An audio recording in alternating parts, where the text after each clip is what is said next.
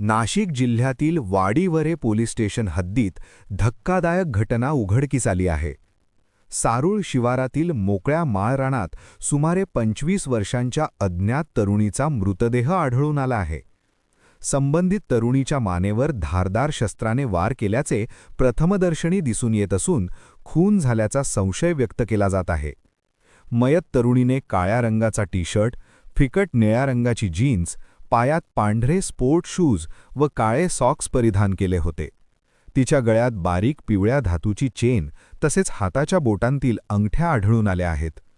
या प्रकरणी Wadivare police station येथे गुन्हा दाखल करण्याची प्रक्रिया सुरू असून पोलिसांकडून तपासाची चक्रे वेगाने फिरवली जात आहेत.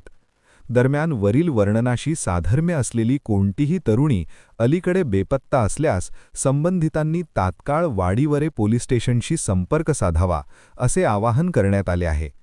या घटनेमुळे परिसरात एकच खळबळ उडाली आहे. वाडीवरे पोलीस ठाणे येथे संपर्क साधावा.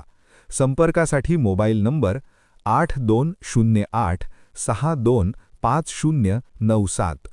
Rushali Solanki, bureau report, Nashik.